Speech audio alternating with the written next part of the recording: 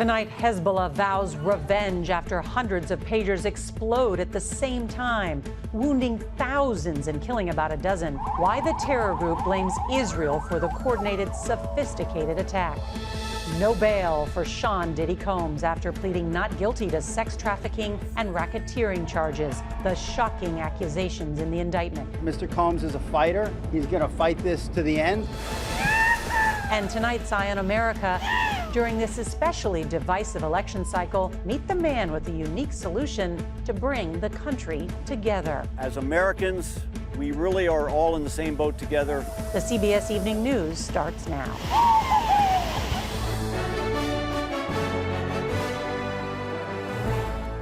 Good evening, I'm Nora O'Donnell, and thank you for being with us. We want to start with an attack in the Middle East unlike anything we've ever seen before. Hundreds of wireless pagers exploded at the same time around 3:30 p.m. local time. That was across Lebanon and Syria, targeting members of Hezbollah, the Iranian-backed militia group. At least 9 are dead, with thousands more injured, many critically, after the devices blew up in their hands, pockets, wherever they were stored. Now, Hezbollah increased their use of pagers after the October 7th attacks to prevent communications from being breached by Israeli intelligence. But this attack is sure to escalate tensions in a region where Israel, for nearly a year, has been fighting its Iranian-backed enemies in both Lebanon and the Palestinian Gaza Strip. CBS's Elizabeth Palmer reports tonight on how the attack was carried out and the far-reaching implications. The pagers exploded wherever Hezbollah fighters happened to be, in the street, at store checkouts, behind the wheel. In this bedroom, one blew a hole in the desk.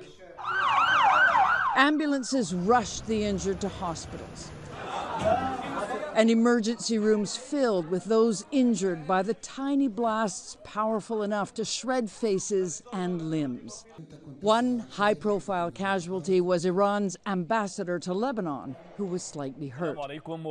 It took no time for Hezbollah's TV station to pin the blame. We hold the Israeli enemy responsible, he says, for this criminal aggression. Hezbollah's leader, Hassan Nasrallah, had told his men months ago to get rid of their smartphones to foil Israeli tracking. But the low-tech pager alternative has proved deeply embarrassing. Seema Shine is ex-head of research at Mossad, Israel's foreign intelligence agency. So what's the psychological effect of this? What are the Hezbollah commanders thinking tonight? That they are not safe anywhere, and this is something very difficult. They are not safe anywhere. Their communication is not safe. Are they going to feel obliged to respond? I think they will retaliate, yeah, no question. Israel and Hezbollah have been trading fire across the border with Lebanon for months. We may just have seen the opening salvo in a much bigger war. And Liz Palmer joins us now from Tel Aviv. And Liz, I know Israel isn't responding tonight, but what are you hearing on the ground? Well, everybody's wondering how those little pagers were booby-trapped and, of course, how they were detonated. Those are things we probably won't get answers to for some time. But Seema Shine told me that this was such a sophisticated piece of sabotage. The saboteurs got right inside Hezbollah's equipment supply lines. And so she says it has to have been the work of a state. Just extraordinary. Liz Palmer, thank you. Hip-hop mogul Sean Diddy Combs will remain behind bars until his trial on sex trafficking and racketeering charges. The judge tonight denying bail after prosecutors argued he's a flight risk who could potentially intimidate witnesses. CBS's Jerika Duncan was in the courtroom just feet away from Diddy. And Jerika, what did you see? That's right. You know what, Nora? I was right in the front row, about 12 feet away from where Combs was sitting. And throughout, I noticed he really kept his focus on the judge, at times looking at his attorney. But it was that moment when the judge said that bail was denied that he turned around and looked at his 3 sons who were in that courtroom and softly patted his chest. 54-year-old Sean Diddy Combs was led away in handcuffs this afternoon after being denied bail. His attorney blasted the decision. He's a fighter and he's going to fight this. Combs was charged with sex trafficking, racketeering, and interstate transportation for prostitution following a months-long Homeland Security investigation. Between at least 2008 and the present, Combs abused, threatened, and coerced victims to fulfill his sexual desires. Prosecutors allege that Combs used his business empire to force women to engage in sexual acts with professional sex workers at events he called freak-offs. It was there that prosecutors say Combs was violent toward the women, alleging he would hit, kicked, threw objects at, and at times dragged victims by their hair. The freak-offs sometimes lasted days at a time and often involved a variety of narcotics, such as ketamine, ecstasy, and GHB. The charges come after Homeland Security raided Combs' homes in L.A. and Miami last March.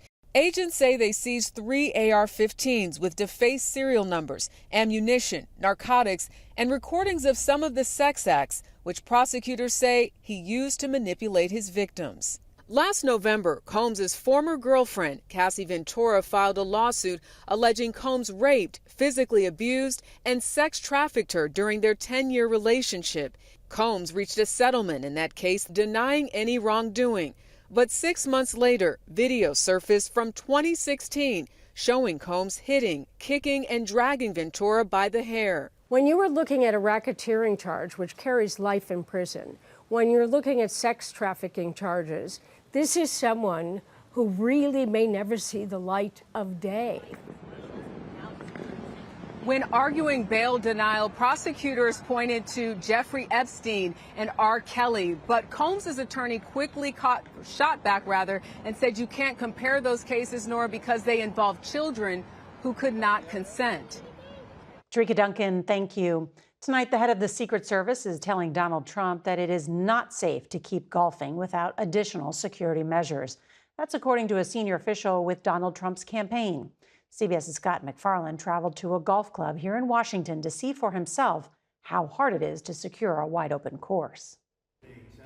As former President Trump met with and thanked the Martin County, Florida officers who helped arrest Ryan Routh. Thank you very much. The investigation continues. At least 8 federal agents canvassed inside Routh's home in Oahu and near a propane canister on the side of the house. In a newly surfaced 300-page self-published book from last year, Routh acknowledged he voted for Trump, but called him an idiot, fool, and buffoon. Routh's son, Orrin, spoke with CBS News Today defending his father, saying he's a great man and good dad, nonviolent, and was never abusive. I was definitely surprised this happened. Meanwhile, the Secret Service is facing questions about how Routh could allegedly go unnoticed for nearly 12 hours near the golf course Sunday. Former Houston Police Chief Art Acevedo says the Secret Service faced huge hurdles this weekend in West Palm Beach. Golf courses are uniquely challenging to secure? Uniquely challenging because they're so vast. I mean, not only uniquely challenging, but extraordinarily challenging, especially with this current threat environment that we're facing. Because it's big? It's big, it's open, you can jump anywhere, plenty of places where you can hide. It's a nightmare. But Trump ally Lindsey Graham, who frequently golfs with Trump, blasted the agency. The system did not work. The agent who saw the gun barrel, God bless them. The agents on the ground, God bless them. How could you be there for 12 hours with an AK-47? What if he had waited to put the gun barrel through the fence until President Trump got to the hole in question? This was sheer luck. This was system failure. A U.S. House task force investigating the July 13th assassination attempt in Butler, Pennsylvania, this afternoon announced it's expanding its probe, seeking a formal briefing, Nora, on Sunday's incident now, too. Scott McFarland, thank you very much. Donald Trump is back on the campaign trail tonight for the first time since that second apparent assassination attempt. The former president and his running mate have been blaming heated political rhetoric. But today, Vice President Kamala Harris reached out to Trump in a gesture of campaign civility. CBS's Caitlin Huey-Burns reports from a Trump event in Michigan. Just about 48 hours since the second apparent attempt on his life, Donald Trump's supporters in Flint lined up for his return to the stage. It's a dangerous business, however, being president. Only consequential presidents get shot at. Running mate J.D. Vance, already here in Michigan this afternoon, sounded off on Democrats. Don't lecture Donald Trump about softening his rhetoric after two people tried to kill him. It's ridiculous. Tell Kamala Harris, tell Joe Biden, tell all of her surrogates who are saying things like Donald Trump needs to be eliminated. They need to cut that crap out or they're going to get somebody hurt. Both Vance and Trump have a record of attacking their opponents. Comrade Kamala Harris, you're fired! You're fired! Get out! Harris today called the former president, a day after he said Harris and President Biden's rhetoric is causing me to be shot at. I checked on him to see if he was okay. Yeah.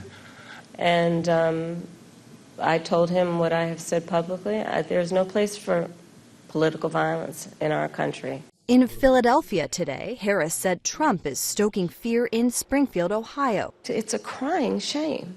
With his false claims about Haitian migrants there, including that they are stealing and eating pets. Republican Governor Mike DeWine said the city has since faced at least 33 bomb threats. When you have that kind of microphone in front of you, you really ought to understand at a very deep level how much your words have meaning. In the battleground state of Michigan, Trump and Harris are neck and neck in the latest CBS News poll.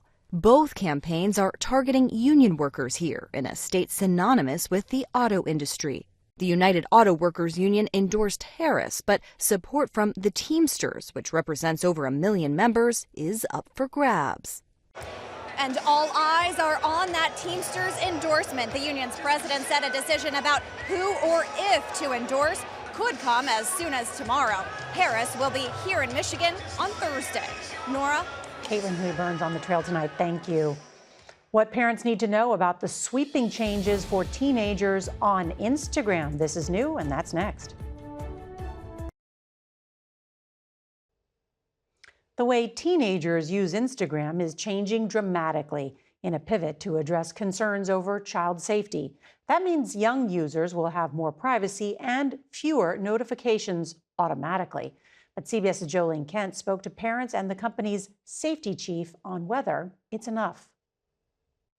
Danielle Wilkinson does not allow her 13 and 9-year-old daughters to use social media. I worry about everything. So if I can have one less thing to worry about, then for me, it's a win-win. But she's encouraged to see Instagram's newly announced teen accounts rolling out over the next 2 months. Instagram will automatically make accounts for users under 18 private. Among the new restrictions, teens can only receive messages from people they follow or are connected to. Exposure to sensitive content will be limited, and notifications will be muted overnight. This is a major change. It will affect tens of millions of teens on Instagram. Antigone Davis is Meta's global head of safety. She says users under 16 will need parental approval to make changes. I mean, can't teens just get around these settings? We're going to ask them to verify their age. We are building artificial intelligence to identify potential age liars and put them into these stricter protections. Meta is also adding optional features allowing parents to see who their teen has messaged over the last week, view the topics they're looking at, and set daily time limits. It all comes after years of pressure from Congress and parents, as well as a lawsuit by dozens of state attorneys general against parent company Meta. What do you say to lawmakers and parents who say, this is just Meta trying to figure out another tool that's just not going to work? We've listened to parents and tried to take in their concerns and put in place automatic protections. Despite these new guardrails, Wilkinson is not quite ready to take the leap. Will I ever be comfortable before 16? Probably not. Will it make me feel a little bit better and make me feel like I'm glad I waited as long as I did? Yeah. And Jolene Kent joins us now. All right, Meta says they're going to use AI to make sure that teens aren't signing up as adults, but how does that work? Yeah, this is a major challenge, Meta tells me, for the entire industry. The company says if the teen cannot prove their age, the app will use AI technology that looks at facial features to determine their age, and kids with multiple violations will be kicked off Instagram. So consider yourself warned, Nora. Okay, that could be a positive use of AI. All right, Jolene Kent, thank you very much. Thanks. It's an exercise in unity, people putting aside their very different political views and paddling in the same direction. That's tonight's Eye on America.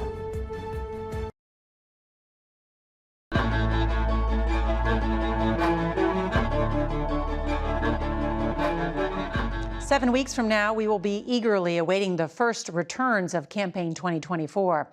This has been an especially divisive election cycle marked by the kind of rhetoric that's further fraying our national unity. For tonight's Eye on America, CBS's Major Garrett visited the battleground state of North Carolina to see how people from all parts of the political spectrum are navigating the turbulent waters of this election season. On the western edge of swing state North Carolina cuts the Nantahala River, an unlikely spot for an experiment in reconciliation. About 30 Americans came here to navigate the Nantahala on rafts and probe the limits of political estrangement. I am a Southern Baptist fiscal conservative. I am open-minded politically. I'm pragmatic progressive is what I call myself. They are liberals and conservatives, independents and libertarians, sure to oppose one another on all manner of ideas and issues. We don't talk about what's working enough. We've turned away from God, for one thing. We have lost so much of our humility. But they're willing to talk and paddle together toward something deeper. As Americans, we really are all in the same boat together. Ken Powley is the organizer, a career rafting guide with no professional political experience who worries deeply about American alienation. I'm the guy that always thought of democracy like the air you breathe. It's always going to be there. Powley set about this work the day after the Capitol riot, deciding to devote his retirement years to binding our political wounds. What is the essence of this experiment? Bringing people together with different points of view has become difficult. And what we're finding is that what unites us is a lot more powerful than what separates us. The Reverend Rodney Sadler came along for the ride. I'm not fond of Trump at all. Sadler, a self-described liberal from Charlotte, landed in the same boat as conservative Lance Mosley, an actor and PR professional who lives out of an RV. I don't understand why everybody's so afraid of Trump. He's better for the country. That's my view. Lance and the Reverend found things chilly at first. So did everyone on their boat. So we've disagreed on everything. Yeah. You're Samsung, I'm iPhone. Yeah, we don't even agree on anything. The rafts made their way down the Nantahala's rapids with teamwork and enthusiasm. Everybody's closer to each other than we think. No matter who we might vote for or anything else. So I think this is a great first step. Near the end, choppy waters tossed one rafter harmlessly overboard. A day on the river buoyed Reverend Sadler and Lance Mosley. I think we are so divided that we don't spend the time to get to know people as human beings. By the end of the trip, we were finally talking deeper politics. Yeah. Love you, brother. Enjoyed you, brother. Oh, man, I did too. Cynics will find all of this a bit too tidy. How much does the river have to do with it? This isn't really about rafting. The point of it is that when we play together, it allows us to form relationships that otherwise we would never even consider. This touches you. I've seen it in your eyes. It does touch me because it's so crystal clear that we are so much better than what we're showing. For Ken Powley, a river runs through that noble pursuit. For Eye on America, I'm Major Garrett on the Nantahala River in North Carolina. And we're all hoping for smooth waters ahead. There's a powerful new sculpture here in Washington honoring World War I veterans. That's next. This portion of the CBS Evening News is sponsored by Freshpet. It's not dog food, it's food food.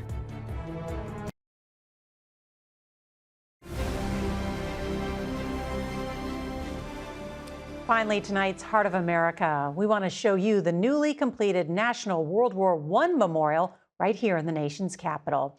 Its centerpiece is a nearly 60-foot-long, 25-ton sculpture called A Soldier's Journey, paying tribute to the 4.7 million Americans who served in the armed forces during the war. The 38-figure composition by sculptor Sabin Howard depicts one soldier's experience. Edwin Fountain is the former vice chair of the War Centennial Commission and spent the past 16 years working to make this memorial a reality. By focusing on the story of one individual soldier as he leaves home, experiences war and combat, suffers the aftermath, returns home, we're telling a story that every soldier from every conflict can see themselves in. And those who served in the First World War are tonight's Heart of America. And that's tonight's CBS Evening News. I'm Nora O'Donnell. We'll see you right back here tomorrow. Good night.